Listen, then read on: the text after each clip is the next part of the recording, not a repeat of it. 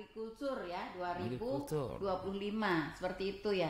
Baik. Dan baru saja Bu ya, 2025 Bu ya. Iya, 2025. Nah, mungkin para pendengar kita masih belum begitu memahami, termasuk kita juga mungkin. Termasuk saya. Juga bingung hari ini. Iya, lagi berada di suasana bingung ya. Nah, apa yang dimaksud dengan petani muda? Apa yang dimaksud dengan yang ambasador agrikultur? Nah, akan dijelaskan dulu secara singkat oleh Mbak Erliana. Silakan. Baik, selamat pagi Sobat Tani dimanapun kalian berada. Perkenalkan, nama saya Erliana. Saya adalah Young Ambassador Agriculture 2025 yang telah dikukuhkan pada 1 Mei 2025 kemarin. Baik, di sini kita akan membahas tentang digitalisasi dan modernisasi di dunia pertanian. Sebuah topik yang sangat relevan dengan perkembangan teknologi saat ini. Nah, untuk digitalisasi dan modernisasi dunia pertanian bukan hanya tentang penggunaan teknologi, tapi juga tentang meningkatkan kualitas hidup petani dan masyarakat. Nah, di sini saya mau perkenalkan juga nih, saya dari Kecamatan Kurau, Kabupaten Tanah Laut, Provinsi Kalimantan Selatan. Mungkin kalau Sobat Tani dari program YES Kementerian Pertanian udah tahu dengan saya karena saya sudah bergabung di YES Kementerian Pertanian pada tahun 2022 sampai mulai sekarang. tahun 2022. Iya. Jadi yang ambasador agriculture-nya baru 2025 begitu. Betul. Oke. Sebenarnya Mbak Erliana ini aslinya orang mana sih gitu? Iya. Lahirnya di mana, besarnya di mana? Pendidikannya apa? Oke, baik. Di sini saya lahirnya di Hulu Sungai Tengah, tepatnya di Barabai. Oke. Di Pagat Batu Benawa, Bu. Ya. Begitu. Oke. Iya, terus di sini saya ada kerjaan, terus dapat keluarga di alhamdulillah ya Pak, jodohnya di Kurau, ya. Kabupaten Tanah Laut. Iya. Untuk sudah berkeluarga ternyata. Iya, betul. Iya. Untuk pendidikan sekarang lagi mahasiswa aktif S1 Pertanian Prodi Agribisnis di Universitas Islam Kalimantan Muhammad Arsad Al-Banjari. Berarti kemarin lahirnya di Barabai. Iya. SD SMP di Barabai, Iya. gitu. SMA-nya di Barabai juga. Ya, kuliahnya di sini. Oke. Berarti di Tanah Laut mulai tahun berapa? 2017. 2017, cukup lama ya. Lama juga. Iya. Merantau ke Tanah Laut tadi kenapa? Kemarin saya pernah bekerja di logistik, Bu. Di salah satu logistik di Kalimantan Selatan di Banjarmasin. Terus di sana saya dapat jodoh tadi kan orang Kurau, basic saya juga petani juga, orang tua di Barabai juga petani. Terus di Kurau itu hamparan, Pak. Betul. Ya, hamparan 3.000 hektar satu kecamatan Kurau. Jadi gak jauh-jauh dari pertanian gitu ya. Jadi saya dari SMK pertanian juga. Iya, jadi saya bagus nih untuk mengembangkan usaha ilmu di dunia pertanian. Wah, bagus nih. Jadi mertua punya lahan juga 1 hektar lebih, jadi pas nih saya garap. Iya, tersalur bakat berarti. Oke. Bagus tataannya, Wen. Iya, bagus tataannya. Ya, sesuai dengan harapan. Iya, betul sekali. Harapan sesuai dengan kenyataan. Ya, seperti itu. Enjoy gitu. Nah, itu dia. Nah, lalu pada saat apa Mbak Erliana bergabung menjadi petani muda? Oke. Kemarin pada awal 2022 Ibu Kades Desa Padang Luas bilang kayak gini, kamu mau nggak ikut pelatihan YES program? Apa itu, Bu? Di mana-mana kan kita langsung apa itu? Iya, betul. Apa itu YES? Barang apa gitu, binatang apa gitu. Iya. Kayaknya masalah pertanian, Wah, dengar pertanian Iya, langsung sernya ada gitu. Iya, langsung kayak excited gitu, Bu. Oke, Bu, kapan, Bu? Ini 3 hari nanti pelatihannya. Oke. Ikutlah saya. Pertama itu ingat banget literasi keuangan. Ya, habis itu kan berbagai macam startup, habis itu kayak proposal bisnis. Banyak sekali pelatihan dari YES. Dari proposal bisnis itu kan ada hibah kompetitif. Nah, hibah kompetitif dari Kementerian Pertanian. Pada betul. 2022 saya mengajukan proposal hibah kompetitif berbasis per orang untuk lahan padi kemarin. Nah, terus saya ajukan proposal, alhamdulillah tembus nih kemarin. Waktu itu tembus. besarannya 8.900.000 sampai 9 jutaan. Oke. Ya, habis itu pada tahun 2023 bulan Juni itu kan kami para petani-petani di Kurau nih berpikir bagaimana caranya agar kita bikin kelompok petani muda di Kurau. Kan Kurau ada 11 kecamatan nih. Jadi bagaimana kita bergabung ya. Terus kan waktu itu dari Yes juga ada info nih. Ini ada info pembuatan klaster komoditas padi. Wah, bagus nih. Kami ada kelompok tani tapi belum di SK, belum ada legalitas. Maksudnya masih kelompok tani grup WA. Iya. Nah, jadi kan saya kumpulin sama teman-teman di 4 desa di Kecamatan Kurau. Jadi kayak gini, mau nggak kita bikin klaster? Apa itu klaster? Nah, jadi kan mulai dari Yes tadi apa? Ya kan? Jadi klaster itu apa? Jadi kan banyak kita untuk sosialisasi nih. Jadi klaster Kurau Bungas, kami namakan klaster Kurau Bungas. Di mana itu ada artinya, ada kepanjangannya? Iya, klaster Kurau Bungas. Kurau itu nama daerah, Bungas itu lumbung beras. Oh. Ya, jadi di sana kemarin kami beranggotakan 11 orang. Nah, dari luasan 16 hektar di Kecamatan Kurau. Itu kami membudidayakan padi unggul lokal, siam lani, dan padi unggul Impari 32 di klaster tadi. Nah, dari klaster itu, pembentukan klaster, dapat lagi nih info terbaru. Ada hibah kompetitif berbasis klaster. Nah, di sana petani muda ini kan semangatnya luar biasa nih, Bu. Nah, jadi kami selalu ya mencoba. Percobaan pertama kami gagal untuk oke lah. Dimana kan di setiap kayak kita nggak bisa kan langsung berhasil, kita harus ada caranya gimana kita tantangan. Jadi kayak gimana nih kita proposalnya untuk tahap pertama kita gagal. Nggak apa-apa, nanti kalau misalnya udah tahap 2 kita maju lagi, kita jangan menyerah. Ya, terus kan apa kesalahan kita di tahap pertama? Jadi artinya apa yang menjadi kegagalan menjadi sebuah evaluasi ya bagi kita. Betul. Jadi kan, kesalahannya di ini katanya kan, di anggarannya kayak gini. Terus kami perbaiki masalah anggaran. Nah, terus di tahap kedua kami berhasil mendapatkan 184 juta rupiah. Luar biasa. Betul. Iya, bantuan dari apa itu? Bantuan hibah? Atau peralatan, uang tunai atau bagaimana? Dari mana? Baik, dari Yes program itu namanya ada hibah kompetitif berbasis klaster. Nah, dari berbasis klaster itu 184 juta itu ada 2 tahap. Tahap pertama 70% kami fokuskan untuk hulunya dulu pertanian, kayak pengolahan lahan, penanaman, perawatan, pemupukan, pengendalian OPT, panen sama pasca panen itu di tahap pertama 70%. Untuk tahap kedua itu 30%-nya itu kami fokuskan untuk hulu. Hulunya itu kayak kami punya penggilingan padi. Iya, berarti sarana pendukung. Iya, jadi hulu sama hilirnya kami kerjakan semua. Jadi kayak kami ada juga beras kemasan Kurau Bungas. Di sana di sana memperkenalkan beras-beras lokal dari daerah. Di sana ada varietas siam madu, siam lani, siam cantik, dan unggul Impari 32 tadi. Nah, untuk beras sendiri di sini kami belum terlalu signifikan kenaikan grafiknya, dikarenakan kami beras masih proses pengenalan terhadap para konsumen-konsumen yang ada. Tapi alhamdulillah dengan adanya program Yes, di Yes ini kami dapat bantuan saluran pemasaran, juga memperkenalkan produk kami bukan hanya di Kalimantan Selatan. Kemarin kami memperkenalkan ke Makassar, acara Sarasehan Petani Milenial, ke Surabaya, ke Bogor, Jakarta juga alhamdulillah sudah mereka antusias. Kemarin yang beli dari Garut untuk beras kami, Jawa Barat. Oke. Sebenarnya Mbak Erliana, cara kerja atau kepengurusan atau organisasi dari petani muda milenial ini seperti apa di desa itu? Apakah dia berkelompok dengan ketentuan berapa orang? Ada batasan usia?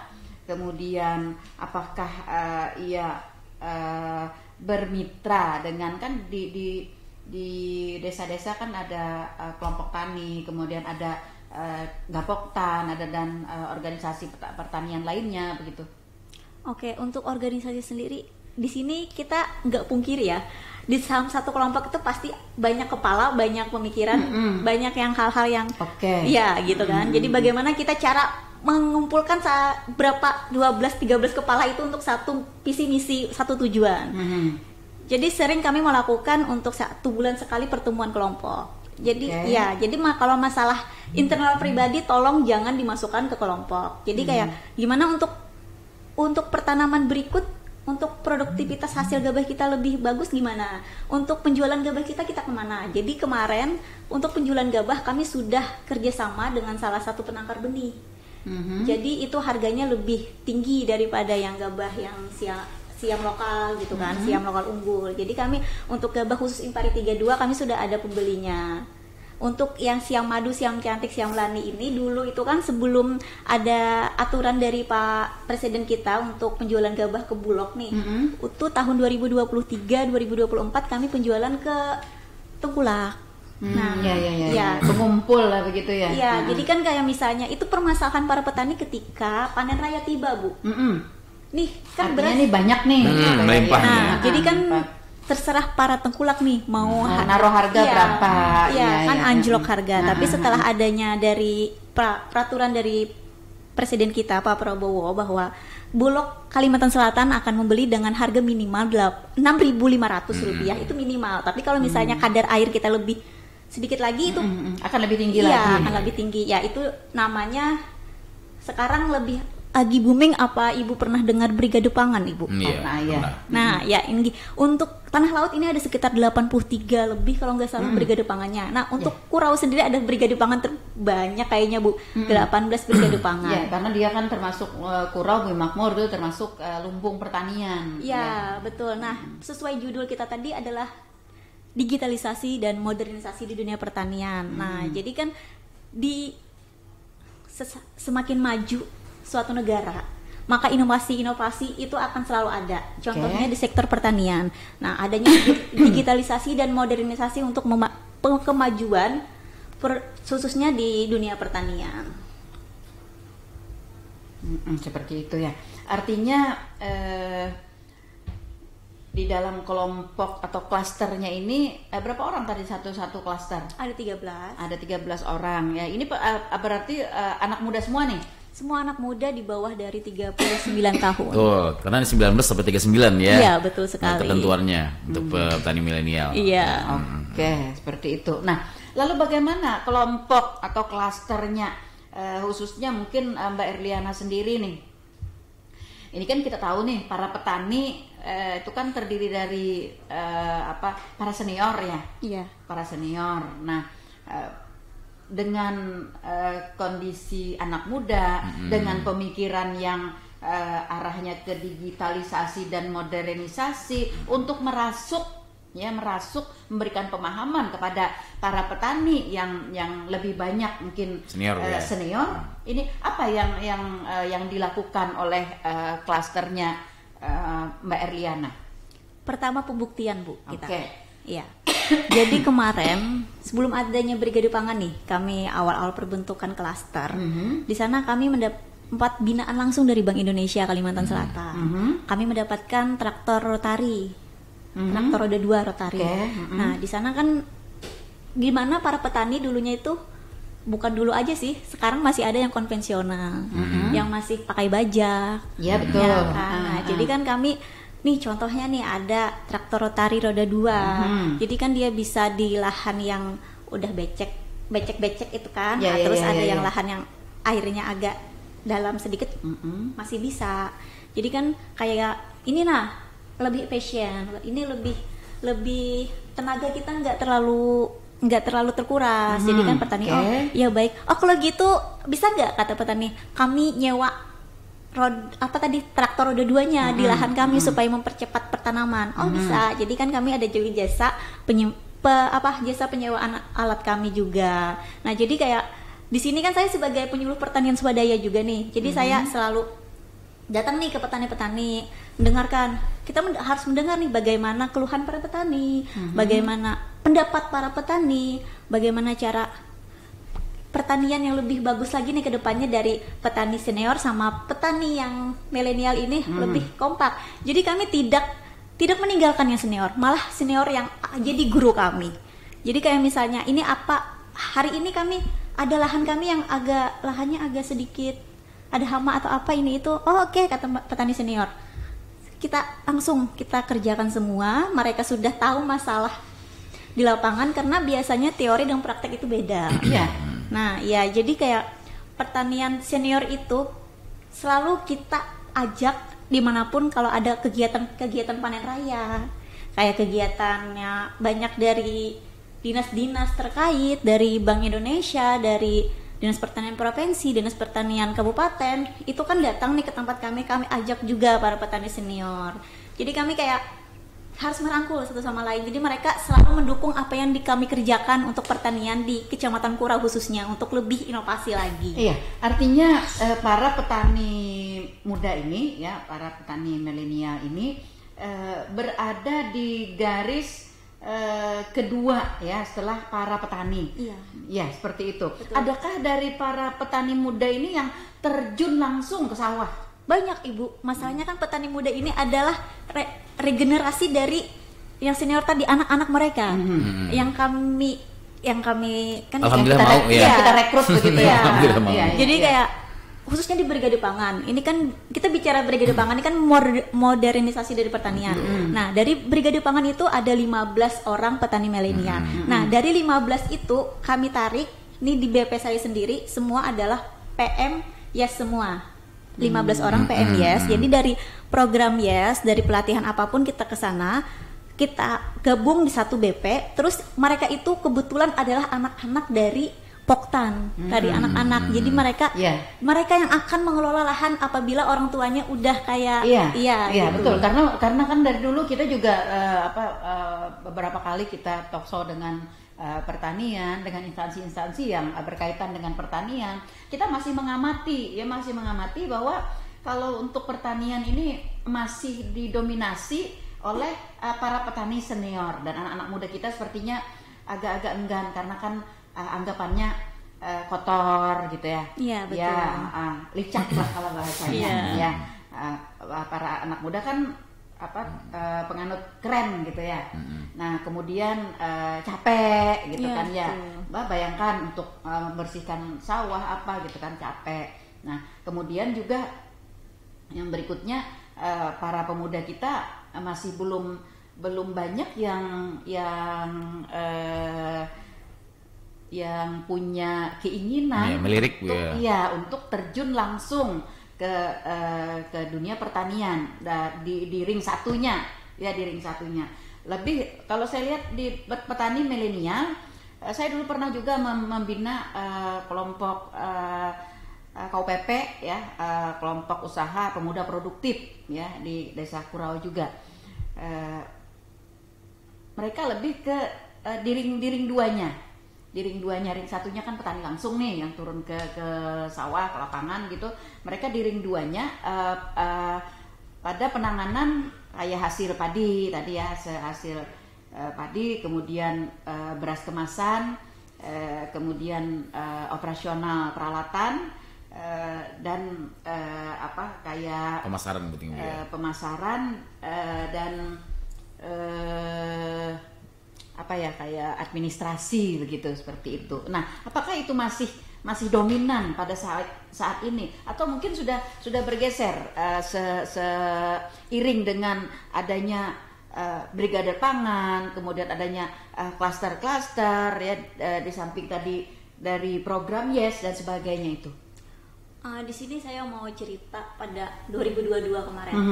Itu sangat tantangan bagi kami bagaimana caranya merekrut para anak muda. Betul. Untuk terjun di dunia pertanian. Yeah. Nah, jadi salah satu cara yang paling signifikan yaitu adalah pembuktian. Mereka nggak mau nih, apa sih nggak ada bukti, capek, panas. Oke, betul. Terus fixed mindset. Mereka berpikir, wah nanti kalau aku gagal panen habis uang, capek, nggak ada untung lah. Terus kata kami kan, ubahlah untuk grow mindset, ubahlah untuk perkembangan mindset kita. Nah, jadi dari klaster Kurau ini sendiri, Bu, mereka melihat keberhasilan kami keberhasilan dari hasil dalam 1 tahun itu klaster Kurau itu hampir 700 juta Bu omsetnya.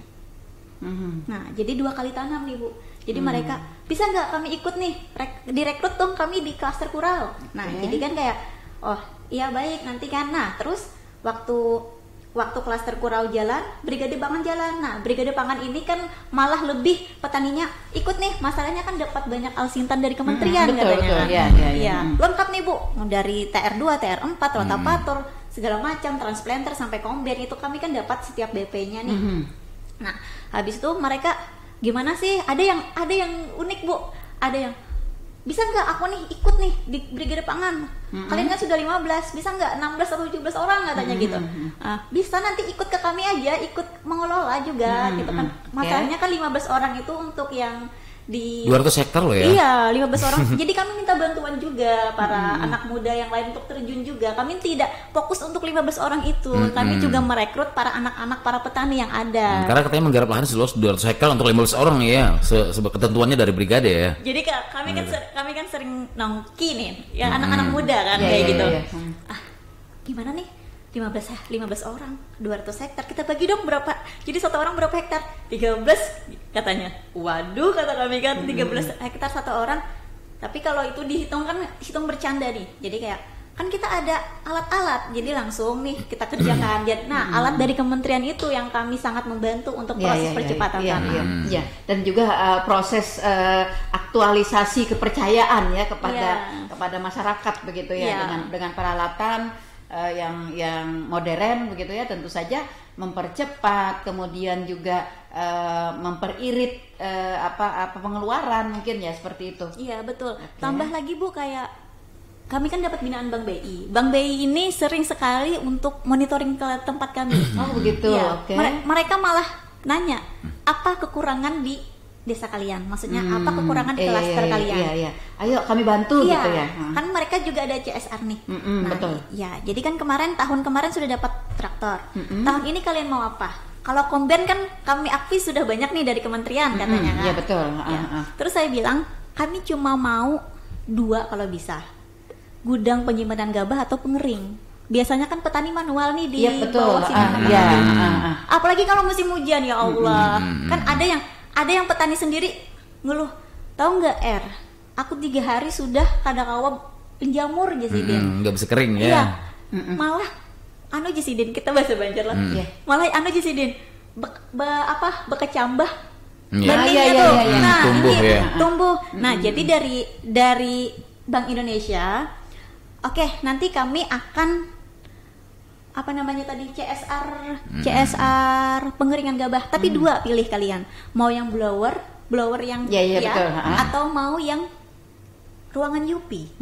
Nah, jadi kami tinggal menyediakan untuk lahannya aja. Mereka yang kalau yang blower kayaknya seperti yang kayak di pengeringan jagung ya, di tajo pecah ya, blower ada kayak gitu. Nah, jadi di sini para program-program dari pemerintah kita itu banyak banget Bu. Betul. Nah, mulai dari ini kan saya sendiri nih merasakan dari habis itu klaster itu, Brigade Pangan, dan sekarang saya juga ketua koperasi desa Merah Putih, Desa Padang Luas. Nah, jadi yang baru ya.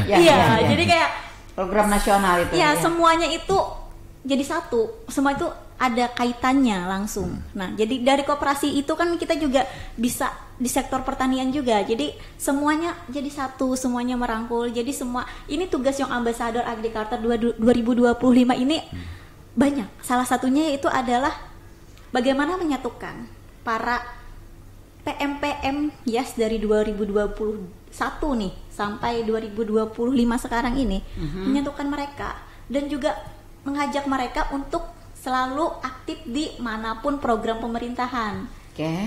Jadi kayak sebagian dari masyarakat itu kurang berminat ada tadi, kurang berminat ada. Habis itu kayak kurangnya sosialisasi. Betul. Jadi kayak pertama kali pembentukan Brigade Pangan itu pun kami pun jujur apa itu Brigade Pangan, kan. Jadi kayak semua program karena kita sudah tahu ya, masyarakat sudah lebih familiar dengan ada kelompok tani, ada gapoktan, ada penyuluh, ya. Artinya dengan struktur yang ada di desa ini sepertinya sudah cukup bagi para petani begitu ya. Iya. Nah, tiba-tiba kan ada program nasional gitu dengan brigade pangan, kemudian ada klaster ya yang dari program YES dan sebagainya. Tentu saja ini akan membuat masyarakat agak aneh, agak heran begitu ya. Nah, usaha kita untuk dapat meyakinkan kepada masyarakat bahwa masing-masing dari kelompok-kelompok ini punya tugas pokok dan fungsi sendiri-sendiri. Bagaimana? Saya akui ya, untuk awal pembentukan BP kemarin, itu para masyarakat masih banyak yang pro dan kontra, banyak kontranya ya. Ya, kan kita kan nggak tahu nih masyarakat, apalagi orang yang lebih tua nih, maksudnya senior. Kelompok tani kan, kelompok tani ini sudah puluhan tahun, katanya. Anak muda gitu ya. Mau ada ahnya lagi ya. Memang mereka bisa kerja 200 hektar gitu. Iya. Terus kita kan biasanya kita awal tahun aja nih budidaya. Emang dia bisa untuk menggarap lahan kita apabila kita tidak budidaya? Kan biasanya mereka yang okmar nih, sebagian petani aja yang okmar. Jadi kan BP ini akan terjun ketika lahan okmar itu. Jadi kan 200 hektar tadi BP yang mengerjakan semuanya. Nah, iya. Jadi kayak para petani ini masih kontra kemarin. Gimana? Iya, apa peran petani nih begitu ya? Iya, jadi kayak saya hari-hari Bu, setiap hari kalau saya ke lahan, ini kan penyuluh pertanian nih, swadaya nih kan. Jadi kayak sini sini. Kenapa Bu? Apa ini? Terus kelompok tani kami gimana nasibnya? Katanya gitu kan. Gimana? Baik Bu, kayaknya saya harus menjelaskan nih lebih detail. Masalahnya kalau kita di jalan gini aja kayaknya nggak bisa. Jadi ayo Bu, kita ke rumah Ibu. Jadi kan saya jelaskan bagaimana brigade pangan ini. Brigade pangan ini tidak mematikan para kelompok tani. Kita bekerja sama, kita sama-sama untuk membantu. Ada tugas-tugas khusus yang dikhususkan untuk brigade pangan, untuk klaster, untuk kelompok tani, begitu ya, seperti itu. Jadi kayak kita rangkul, kita sama-sama untuk peningkatan indeks pertanaman. Jadi di anggota BP ini Bapak Ibu, kami rekrut anak-anak Bapak dari Ibu semua. Maksudnya tuh kayak ada anak di bawah 39 yang masih ada di kampung kan biasanya. Betul. 19 sampai 20 ke atas tuh kan mereka mau kerja yang di luar kota. Iya. Nah, mau kerja juga kayak yang di tidak di lahan persawahan gitu ya. Iya. Ya, jadi kayak ada nggak? Itu kami tanya dulu, Bapak kayak kelompok tani, ketuanya, Bapak ini kami ada brigade pangan. Apakah Bapak punya anak yang usianya di bawah 39 tahun? Ada, tapi kerja di tambang katanya. Oh ya udah Pak, kalau ada anggota Bapak yang lain yang punya anak, nah jadi yang anggota ada perwakilan dari anggota tani, jadi mereka juga masuk nih di sana. Sepupu kah Marina kah ya? Iya, Marina. Anak-anakan ya. Artinya untuk penggarapan lahan yang 200 hektar tadi masing-masing milik para petani dilakukan oleh brigade pangan. Ya, itu kami kemarin itu ya tantangannya adalah konsolidasi dengan para petani lahan. Iya, mereka kan khawatir ini lahan saya kok diambil alih gitu ya penggarapannya. Nanti bagaimana dengan bagi hasil dan sebagainya? Iya, itu bagi hasilnya tergantung dari kesepakatan internal dari punya lahan dengan BP. Jadi kayak ada yang 50-50, ada yang 70-30, tergantung kesepakatannya masing-masing kayak gitu. Kayak misalnya BP ini bisa kan jasa alsintannya, jasa pengolahan lahannya, jasa. Nah kalau respon dari Pemdes bagaimana? Kan ada BUMDes juga yang biasanya mengatur dalam penyewaan tadi. Apakah di sana tidak ya? BUMDes di sana khusus untuk pergerakan di sektor penjualan gabah. Penjualan gabah ya, bukan sewa menyewa itu bukan. Bisa terpinjam. Iya, bukan. Iya, BUMDesnya setahu saya di desa itu untuk penjualan gabah. Jadi kan untuk alat-alat ini kan belum ada mereka BUMDesnya. Iya. Oke. Kalau kita mengamati Mbak Erliana, selama ini petani kita kan masih tetap bertani. Nah, tetapi ada kadang-kadang tidak terkadang ya ada kepentingan-kepentingan yang menjadikan lahan pertanian kita itu berubah fungsi. Alih fungsi lahan ya Bu? Ya, berubah fungsi, misalnya jadi perkebunan, jadi perkebunan sawit yang mungkin lebih menguntungkan diperhitungkan oleh para petani. Bagaimana dengan Kurau sendiri? Sekarang kan sudah ada peraturannya nih, apabila lahan alih fungsi lahan pertanian ada pasal-pasal tertentu. Ada kemarin ada pernah baca. Nah jadi kan nggak bisa lagi nih sembarangan alih fungsi lahan kayak misalnya perumahan kan kebanyakan kayak gitu kan. Habis itu kayak alih fungsi sebagai jadi sawit. Nah itu kan kebanyakan dari kita nih kan lahan rawa Bu, rawa, ada danau juga. Nah bagaimana caranya kita bisa mengoptimalkan itu menjadi suatu usaha budidaya padi dengan cara padi apung. Mungkin Bapak Ibu pernah dengar padi apung? Ya. Sekarang tuh yang sekarang ada di Tanah Laut tuh di Bati-Bati. Kemarin panen raya di Tabalong, Tanjung. Nah, jadi kan padi apung itu untuk bagaimana caranya supaya yang danau, lahan rawa yang airnya dalam bisa tetap berproduksi gabah. Nah, jadi kayak nggak ada lagi yang kayak alasan gitu kan untuk tetap nih kita bisa budidaya padi bisa kan, oplah rawa itu bisa jadi kan kayak sesuai dengan kemauan menteri kita, presiden kita untuk swasembada pangan nasional nantinya. Oke, baik. Selama ini Mbak Erliana,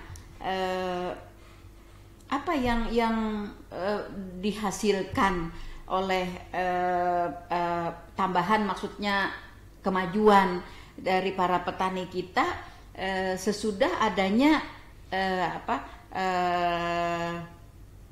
Brigade Pangan dan juga adanya klaster dan petani muda ini? Oke, untuk klaster sendiri saya akui Bu ya, kami ada 2 income yang sangat dapat setiap hari.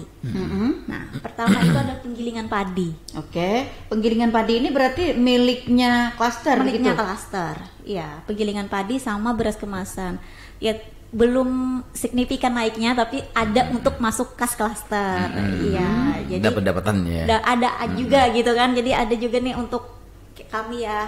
Kalau nanti bisa klaster piknik lah anggotanya, bisa juga kan dari uang dari khas klaster gitu.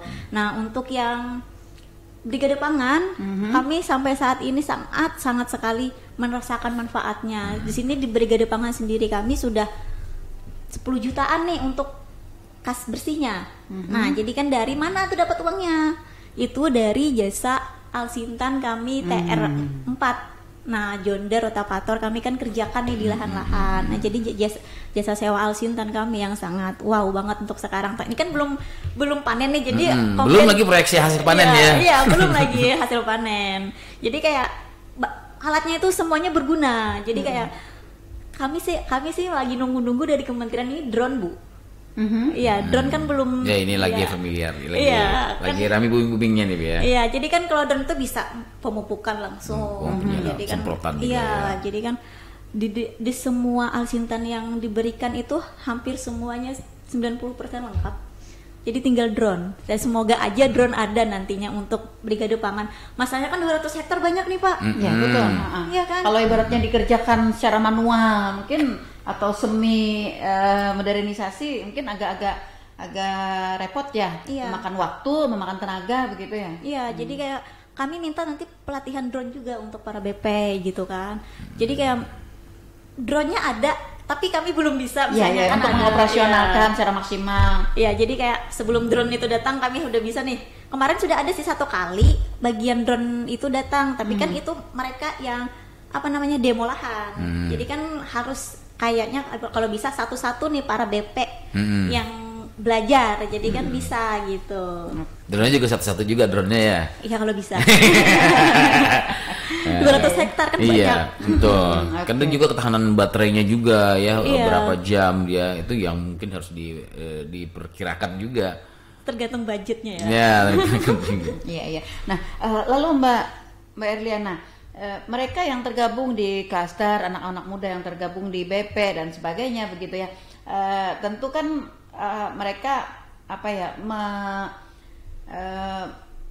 kalau ibarat kita kan tentu mencari penghasilan gitu ya. Masa sih ibaratnya kita melakukan pekerjaan di sebuah kelompok, di sebuah kegiatan tanpa ada penghasilan, tanpa ada apa sukarela sih memang sukarela begitu ya. Karena memang yang kita kerjakan kan milik orang tua, milik paman, milik siapa ya, warga kita begitu. Nah, bagaimana dapat memberikan penghasilan atau income kepada para anggota kita? Oke. Ya, contohnya dari yang klaster ya, kami kan dalam 1 tahun 700 juta nih omsetnya. Nah, jadi 700 juta itu kami itu diambil dari yang penggilingan padi dan belum. Itu khusus penjualan gabah. Oh. Iya. Oke. Iya, jadi 700 juta itu kami sisihkan untuk zakat berapa persen, kan harus ada nih kita kan umat Islam. Nah, jadi zakat berapa persen, untuk ya budidaya berikutnya berapa persen, untuk sewa lahan berapa persen. Kan dari semua lahan itu kan kami para petani milenial mana sih yang punya lahan sebanyak itu. Jadi kan sebagian lahan kami ada sewa lahan, jadi berapa persen, ada sekitar persenan itu yang kami dapat, sisa persen dari persen-persen itu untuk kami bagi para anggota. Ya kemarin itu kira-kira ada kami dapat untuk 1 MT itu 3 juta. Nah, 1 orangnya. 1 orang 3 juta per berapa? Per musim tanam. Untuk yang bersih untuk keluarga gitu. Ya, jadi kan ya 3 juta kan masih, kami ini masih pembentukan, masih awal. Nah, jadi kayak kita kan gak tahu nih, kayak kemarin itu Per musim tanam itu berapa lama? Maksudnya kalau dihitung per bulanannya 3 bulanan. 3 bulanan. Iya, jadi kan ya alhamdulillah lah udah ada penghasilan. Nah, jadi kan kami ini sudah ada planning. MT berikutnya kita harus produksi kita lebih tinggi. Ternyata kemarin kan kita banjir. Kita banyak yang gagal panen, gagal tanam ya. Iya, jadi ada beberapa lahan klaster yang gagal panen gara-gara terlalu lama air itu menggenang. Nah, jadi kan kita nggak bisa nih memprediksi, tapi yang paling penting kita berencana dulu, usaha untuk sedepannya kita walau alam lah ya. Yang penting kita berusaha. Jadi kayak ada saatnya kita punya dapat dari hasil klaster itu banyak, ada saatnya yang sedikit. Itu kan harus kayak gimana, kan kita nggak bisa banyak terus. Jadi ada satu hal nanti kayak kenapa kita segini ya, dijelaskan lah para anggota. Jadi nah ini rekening anggota ya, ini rekening klaster ya, ini anggota semua tahu ya klaster ini uangnya segini, kasnya segini. Nah kalau mereka mau pinjam uang di kas itu pun bisa. Jadi kan kayak aku minjam ya untuk pembelian ini, oh ya bisa. Jadi kas klaster itu berguna untuk sektor semuanya. Bahkan informasinya ada yang sudah berjalan kemarin ya di televisi, kita pernah lihat bahwa sampai 30 juta ya per setiap petani mendapatkan pendapatan ini. Itu untuk brigade pangan nanti kan klaster cuma 16 hektar. Itu sampai proyeksi hasil panen sih sebenarnya. Iya, hasil panen kan untuk klaster ini kan 16 hektar. Jadi otomatis kayak 3 juta kali berapa orang kan ya alhamdulillah nih banyak. Ini kan untuk BP ini kan paling sedikit 10 juta nantinya per bulan para anggota BP-nya. Tapi semoga aja 200 hektar itu hasilnya sesuai rencana. Ya, sekarang di 200 hektar itu sudah maksimal seluruhnya tergarap atau masih bertahap atau bagaimana? Ini 200 hektar di wilayah kami sudah tanam. Tanam tadi kan? Secara keseluruhan? Iya, keseluruhan sudah tanam, sudah musim perawatan. Kalau misalnya nggak ada kendala apapun, paling lambat 1,5 bulan sudah panen. Gitu. Nah, jadi nanti panen itu BP lah yang jalan kombennya. Nah, di situ nanti income pada masuk nih. Jadi nanti para bulog sudah menunggu nih gabahnya gitu. Jadi sudah kami panen, kami tidak khawatir lagi siapa yang mau membeli gabah kami, sudah ada bulog yang sudah menunggu. Nah, tetapi di sini saya sering nih sama teman-teman bicara gimana ya nantinya apa kayak kita kan bakalan panen raya nih. Contoh aja satu kecamatan aja, Kurau 300 hektar. 300 hektar, 3.000 hektar. 3.000 hektar, 1 hektarnya 3 ton misalnya kan, paling sedikit 3 ton. 3 ton dikali 3.000 tuh 90 Ya begitulah. Ya, 90.000 ton gitu kan. Nah, itu kan panen raya nih, panen serentak. Bagaimana nanti Bulog itu apakah mereka bisa optimal menyerap gabah kami atau gimana? Nah, ini kan kami lagi koordinasi dengan Bulog bagaimana cara dia menyikapi untuk yang itu pasti terjadi. Iya. Lalu bagaimana dengan pemilik lahan sendiri? biasanya kan para petani kita nih menyimpan padi mereka begitu kan untuk setahunan buat keluarga Konsumsi, mereka ya buat dikonsumsi, kemudian buat keperluan lain juga. Biasanya kan ada lumbung padi apa sih yang di tengah ruangan biasanya ada petani kita. Nah, bagaimana dengan petani kita untuk untuk kebutuhan mereka selama setahun atau selama musim tanam sampai dengan panen, dari hasil dari sawah mereka tadi yang tadinya dikelola oleh Brigadi dan klaster tadi. Iya. Oke, itu kan ada nanti saya bilang tadi ada 70-30, ada 50-50 kan pembagiannya nih, tergantung internal dari kelompok tani. Nah, jadi yang pemilik lahan nih bisa memilih mereka mau gabahkah pembagiannya atau mau uang tunai. Nah, gitu. Jadi kalau misalnya mau gabah, oke, buat mereka gitu kan. Kalau sebagian mereka mau uang tunai separuh, gabah separuh juga bisa juga gitu. Kayak kita tuh harus kayak petani mau apa, kalau kita bisa kita lakukan supaya tidak ada kontra di belakang. Iya. Oke, seperti itu. Karena dia juga punya lahan ya. Ya, artinya selama ini petani kita tidak ada masalah ya kalau masalah itu. Ya, tinggal mereka memilih tadi yang 30-70 atau yang 60-40 atau yang bagaimana sesuai dengan perlakuan terhadap lahan mereka begitu. Oke. Nah, lalu bagaimana para petani milenial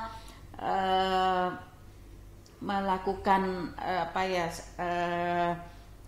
usaha pertanian, mengembangkan agar tentu saja kalau misalnya kayak petani kita yang secara tradisional ya setahun sekali gitu, mereka kan aman nih dengan penghasilan mereka seperti itu. Nah, ketika ada klaster, ketika ada BP begitu, tentu harus ada pengembangan dari pengelolaan pertanian tadi. Oke. Untuk tahap pertama itu petani yang akan menggarap lahan mereka. Nah, untuk yang indeks pertanaman peningkatan tadi, yang untuk pertanaman kedua baru BP yang akan terjun nih ke lahan mereka. Biasanya petani itu ada berpikir kayak gini, kami kenapa jadi menanam 1 tahun sekali? Karena kami cukup untuk makan kami tahun depan, ya sudah. Ya, betul. Iya kan? Biasanya seperti itu ya. Iya kan. Jadi kan di sini bagaimana kita bisa grow mindset pertanian itu bisnis. Nah, jadi caranya itu adalah peningkatan indeks pertanaman. Ya, peningkatan indeks pertanaman itu pun didukung oleh kondisi lahan. Nah, jadi kalau misalnya kondisi lahannya agak tidak memungkinkan, nah kita konsultasi nih dengan para ahlinya. Nah, kalau misalnya ada masalah di air, kita konsultasi ke BWS dan PUPR, juga kan ke Dinas Pertanian, ke PPL, semuanya kita semua harus bergerak lah. Jadi kemarin alhamdulillah nih sudah ada pengerukan dari BWS, kayak misalnya untuk air yang menggenangkan, Ibu tahu kalau Kurawi itu kan sungai primernya besar. Nah, kan jadi kayak kita harus ada normalisasi sungai kan, kayak air kiriman dari Bati-Bati itu kan biasanya di sana. Jadi kan mengeluarnya dari sungai yang dangkal ke arah ke laut. Nah, jadi kemarin sudah ada survei dari BWS PUPR cara bagaimana mereka melihat, bukan melihat sih, langsung mereka cek yang mana pintu air, yang mana yang rusak, yang mana nggak bisa optimal atau operasi lagi. Jadi kayak mereka langsung, apakah mungkin ada penambahan embung-embung begitu ya? Iya, jadi kata kemarin tuh anggarannya sudah ada, jadi tinggal aksi. Jadi secepatnya akan dilakukan untuk penanaman berikutnya supaya indeks pertanaman yang peningkatan tadi bisa terwujud gitu, Bu. Oke. Nah, lalu tadi kan ada bermacam-macam jenis padi ya yang kita tanam sesuai dengan usianya ya. Nah, asal-asalnya kan masyarakat kita khususnya di Kecamatan Kurau, Bumi Makmur begitu ya, mereka kan setia dengan satu varietas padi gitu, misalnya siam unus atau siam apa sih yang lebih baik manyang gitu ya, seperti itu. Nah, lalu akan berubah dengan varietas yang lain. Ini tentu saja ada di awal mungkin ada pro kontra, mungkin lebih banyak yang kontranya begitu ya. Nah, seperti itu. Nah, apa yang dilakukan oleh klaster untuk dapat meyakinkan para petani kita yang begitu setia dengan satu varietas begitu ya, sehingga mereka dapat menerima paritas yang kita tawarkan. Baik, di Kecamatan Kurau dan Bumi Makmur tuh ada Siam Pandak, Siam Arjuna, Siam Unus, Siam Mayang, banyak siam-siaman Ya, yang tapi itu kan bani tahun seberataan gitu. Iya. Iya, itu keunggulan bani tahun itu kita akui kalau semakin lama kita menyimpan itu harganya semakin tinggi. Usang. Iya, katanya. usang Iya. bahasa bukannya loh. Usang. Nah, ini bahasa Paham ya usang. Sebelanda. Iya, Iya, bahasa Belanda. bahasa Belanda Nah, usang. tetapi di tahun 2022 kemarin kami mengalami gagal panen 2 kali untuk Yap. padi lokal. Betul. Padi Ingat satu saya tahun itu. tadi. Iya. Pertama tunggro.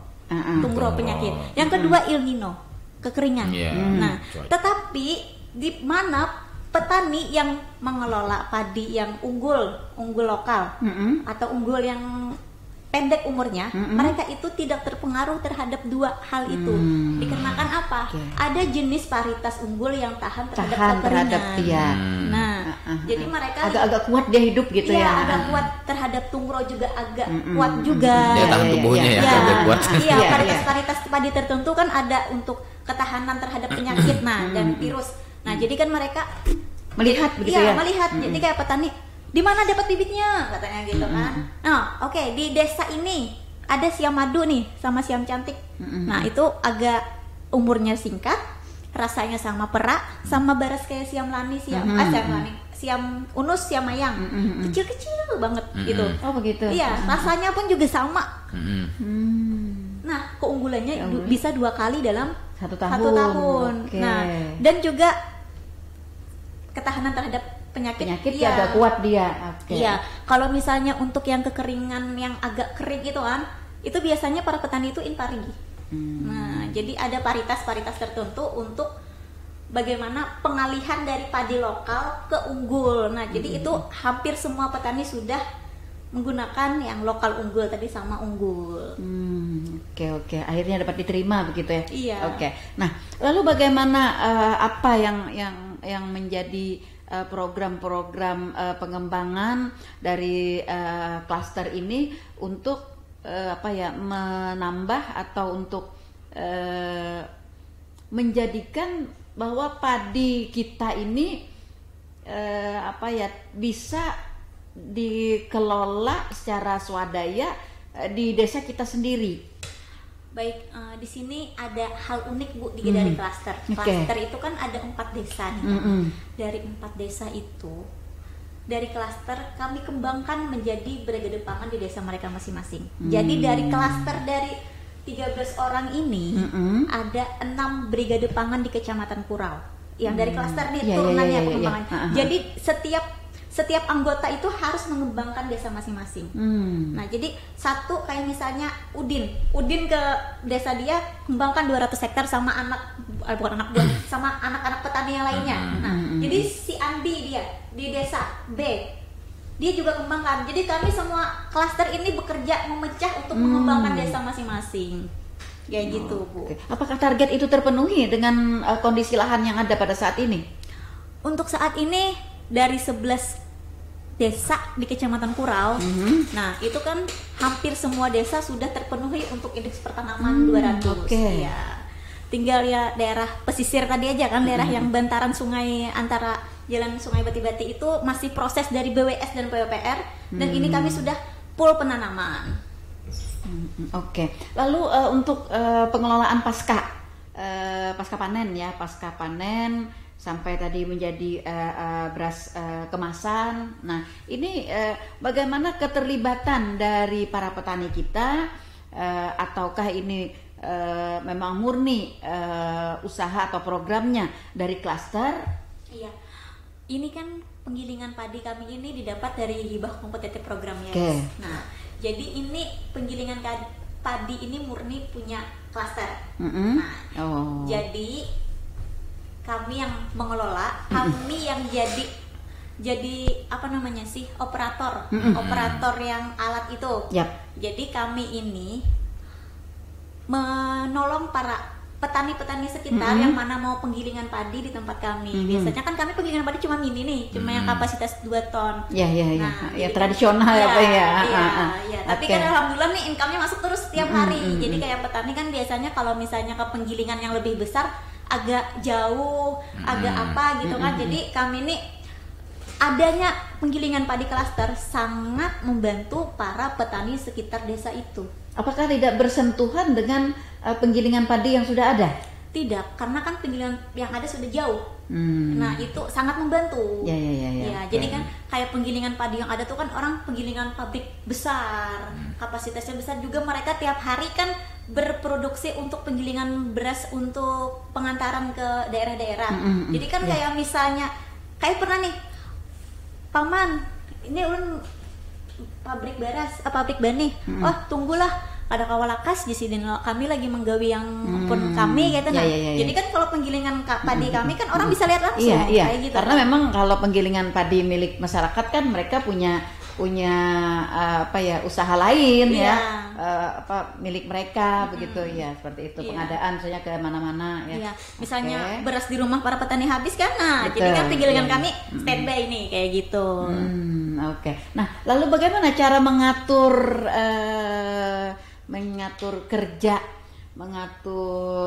orang ya dari klaster itu untuk menangani hal-hal yang tadi menjadi program dari klaster itu. Misalnya nih, maksud saya di penggilingan nih siapa yang nunggu di sini gitu.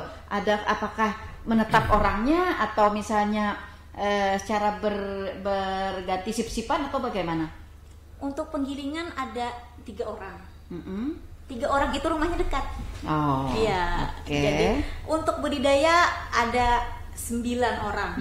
Nah, jadi kayak tapi kami juga enggak saklek pada itu ya. Untuk membantu dia. Betul. Artinya ini hanya sekedar untuk bertanggung jawab pada tugas pokok dan fungsi spesialisnya begitu. Jadi kan kayak petani itu kan ada kayak saya sendiri, saya naik ke instansi atau dinas terkait untuk promosikan nih gimana caranya beras, kemasan, pemasarannya gimana. Jadi kayak ada untuk pemasaran, ada untuk keuangan juga saya masuk, juga ada untuk administrasi, orangnya beda-beda. Jadi kayak semua dari anggota klaster itu kerja sama semua. Jadi jadi kayak misalnya nanti minta data penjualan ini ada, ini siap kayak gitu. Oke. Lalu bagaimana kita memasarkan, melakukan pemasaran, upaya-upaya inovatif kita untuk melempar ke luar gitu ya hasil-hasil dari produksi kita, seperti tadi beras kemasan, kemudian juga gabah kita yang mungkin nanti tidak terakomodir oleh Bulog ya, atau mungkin juga hasil-hasil panen yang lainnya yang sudah dikelola atau bagaimana begitu. Untuk beras kemasan sendiri kami di sini alhamdulillah Dinas Perdagangan, Diskopdak di Kabupaten Tanah Laut juga sangat mendukung kami. Jadi kayak misalnya ada kurasi atau dari Indomaret, Alfamart, dari dari perdagangan kayak pasar murah atau pasar bajar di mana-mana, mereka selalu info nih ke kita. Jadi Kak, dari sana dulu untuk daerah Tanah Laut nih banyak orang yang tahu gitu. Nah, untuk daerah luar kami sudah tadi program yang mencarikan jalurnya. Nah, itu untuk beras. Untuk tadi yang gabah ya, Bu. Nah, gabah itu cara kami kayak gini. Untuk impari kami tidak masalah lagi. Kami sudah ada pasar khususnya, ada begitu pasar ya, khususnya. pembeli khususnya. Iya, kami sudah kerjasama, sudah perjanjian. Udahlah, jangan kita bicarakan impari sudah aman, harga pun sudah aman. Nah, untuk yang tadi siam madu, siam lani, siam cantik itu kan, nah bagaimana penjualannya apabila Bulog tidak mengcover tadi kan? Nah, gini, Bulog ini kan mereka tidak bisa langsung serap semuanya. Nah, jadi cara kami adalah kami keringkan dulu gabah kami. Kami keringkan gabah, kami taruh gabah kami di satu tempat ataupun di tempat di rumah masing-masing para petani lah. Jadi kami komunikasi nih dengan Bulog kapan bisa ngambil. Jadi kan tidak ada kecambah lagi, tidak ada apa. Itu kan kadar air sudah kering ya. Kadar airnya lebih lebih sedikit, jadi harga Bulog nanti akan naik dan juga Bulog tidak tergesa-gesa juga kan. Itu tadi yang jadi yang butuh ada pengeringan padi yang lebih modern gitu ya.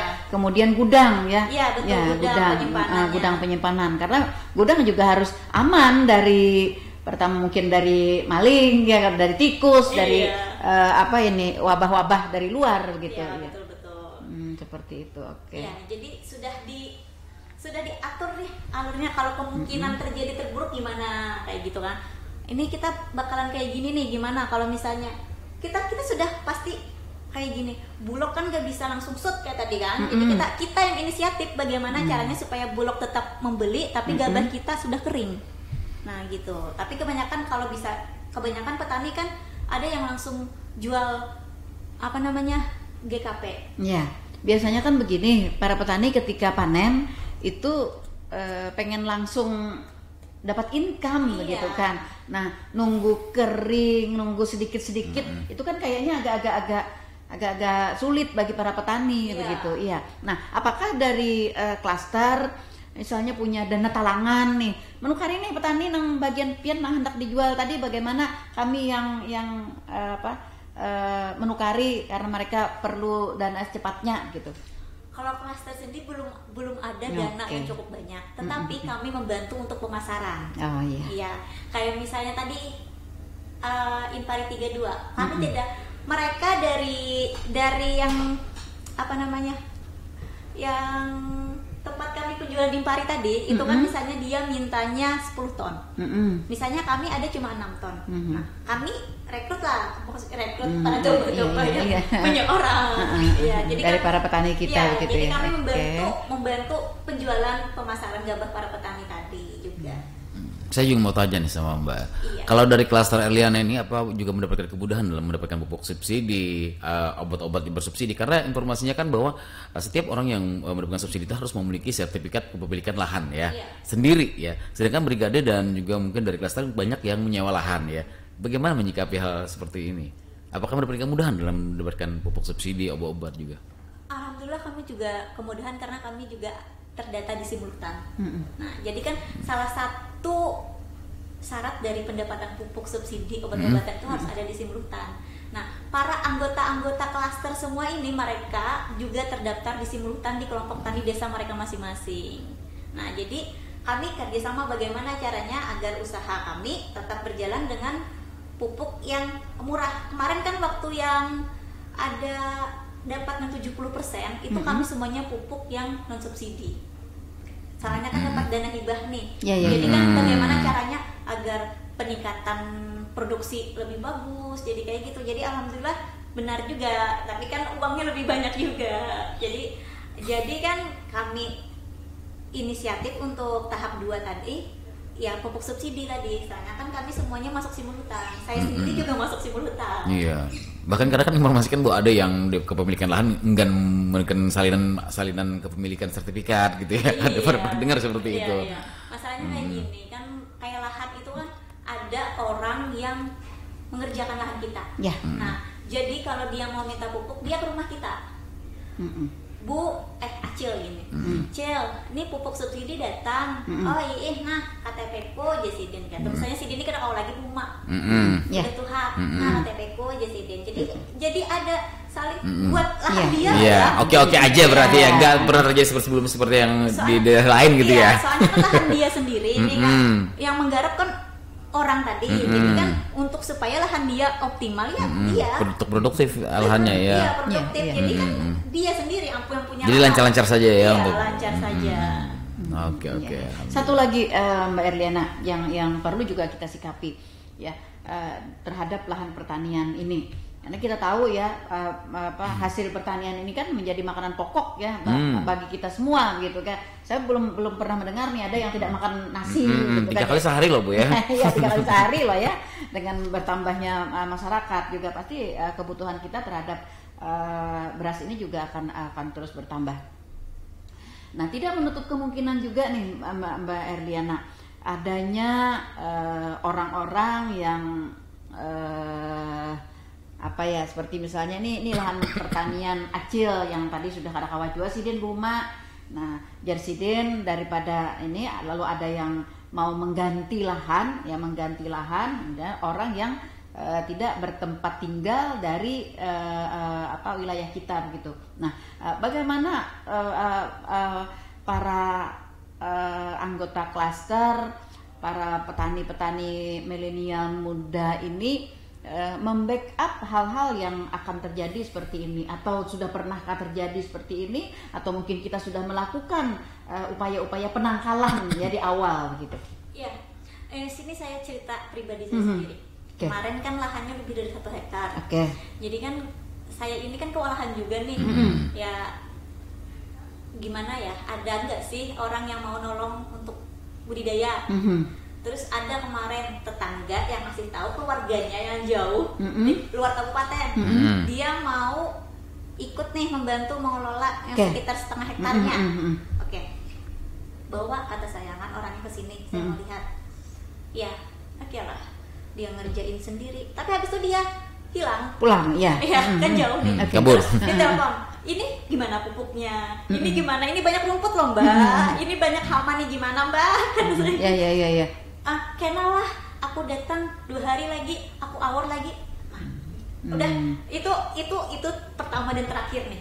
Saya bilang kan, oh ya udah mbak, udah panen, udah kita bagi sama mbaknya, ya sudah. Sesuai dengan perjanjian, oke. Ya, jadi kan untuk saat ini, nah itu adanya Brigade Pangan tadi. Nah, jadi yang mana lahan petani tadi yang tidak bisa digarap sendiri, silahkan serahkan kepada Brigade Pangan. Nah, itulah gunanya adanya Brigade Pangan. Jadi kan nggak harus kita mencari orang lain untuk mengelola lahan kita. Bahkan misalnya mengalihkan statusnya begitu ya, dijual atau disewakan, apa disandakan kan kalau orang dulu kan nih kamu yang garap, orang mana gitu yang garap gitu, nanti kita bagi hasil begitu. Ternyata setelah digarap, setelah hasilnya enggak karena bagi-bagian. Iya, betul sekali. Iya kan? Ada. Iya, seperti itu. Di dunia pertanian itu banyak sekali betul, cerita. Betul. Iya. Oke. Ternyata kita melewati. Satu lagi. Harapan ke depan nih, atau program ke depan, klaster ini mau dibawa kemana begitu di puncaknya nanti, Mbak Erliana? Di sini kami lagi sibuk, bukan sibuk sih Mbak, lagi fokus-fokusnya untuk membuat bagaimana supaya klaster kami menjadi P4S. P4S itu kan kayak di Tuntung Pandang ada di Plehari, P4S Tuntung Pandang. Nah, pertama itu, yang kedua kami mau penambahan klaster, bukan hanya komoditas padi. Karena di lingkungan kami itu banyak peternak bebek petelur. Nah, jadi kan mereka pun sebagian kayak bingung penjualan telurnya tuh kemana. Nah, jadi kami bantu untuk penjualan telur mereka, dan juga untuk holti kami di daerah bawah Layung itu kan banyak cabai. Iya. Nah, jadi kan ada petani ini yang bilang harga cabai turun, ini itu kan kayak gitu. Jadi gimana caranya kita para petani milenial, khususnya kayak kita duta petani nih ceritanya kan. Iya. Nah, jadi kan gimana caranya? Ambasador. Bagaimana caranya kita untuk supaya harga stabil, dengan cara kita ada forum petani milenial satu Kalsel. Nah, jadi di sana petani milenial satu Kalsel ini mereka di tanah bumbu kurang ubi ungu di mana ada, kita ada. Jadi kayak gitu. Terus kayak Young Ambassador ini kami kan punya grup nasional. Nah, di grup nasional itu mereka banyak link, banyak jalur untuk ekspor. Nah, jadi saya bilang lah untuk petani Kalsel, bagaimana olahan hasil pertanian kalian yang mau berminat diekspor, bilang ke aku.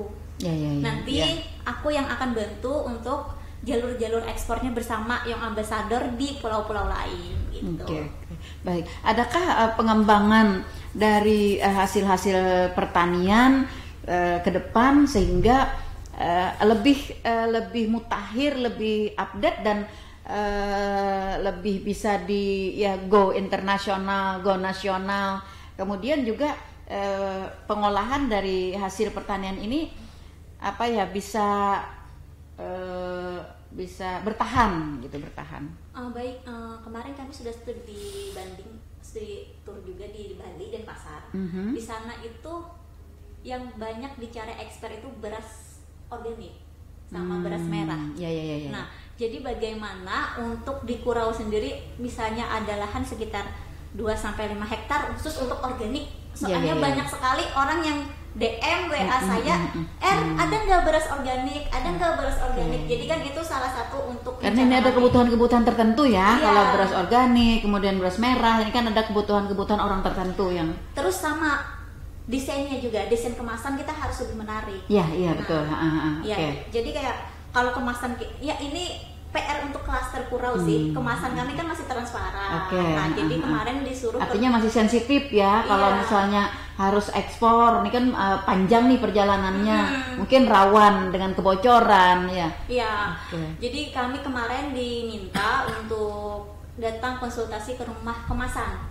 Rumah kemasan ada kan dari Dinas Perdagangan itu. Oke, rumah kemasan. di sebelah Man Insan Cendekia itu ya rumah kemasan kan ya? Ya itu kemarin disuruh di Banjarbaru juga dan di Oke. 17 kalau nggak salah. Iya, gitu. iya.